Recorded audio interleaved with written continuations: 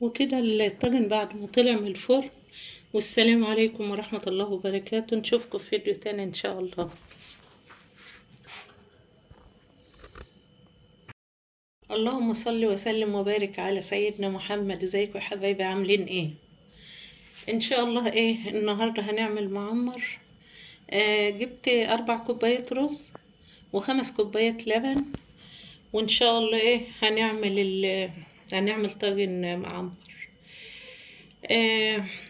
يعني ربنا يروق لكم الحال. وعايزة اقول لكم ان الانسان لما يكون عمل حاجة ما تمرتش في حد ما يزعلش، لان ربنا سبحانه وتعالى هو اللي بيعوض. انا جبت كيلو رز، حطيت طاجن وحطيت عليه حتة سمنة وسيحتها كده، وهحط الرز في قلب الطاجن. انا طبعا غسلت الرز ويدوب حطيته كده في المية 5 دقايق وشيلته من المية وحطيته في الطاجن.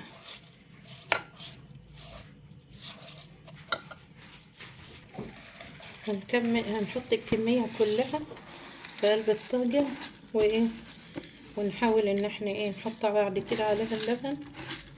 طبعا انا جايبه قشطه بس مش هحطها دلوقتي، لما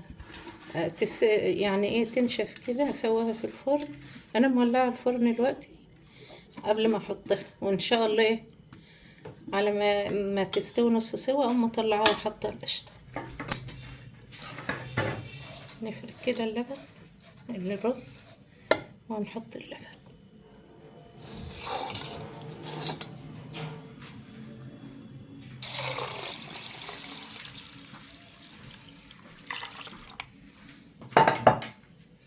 هو اللبن دول 4 كوبايات رز، بنحط عليهم 5 كوبايات لبن، بيبقى اكتر شوية من الرز. يعني نغطيه كده تغطية كويسة. هنحط له شوية ملح وهنحطه في الفرن، وان شاء الله لما يعني نص سوا كده ما ينشف المعمر شوية، هقوم حاطه له علبة قشطة وهوريهولكم ان شاء الله.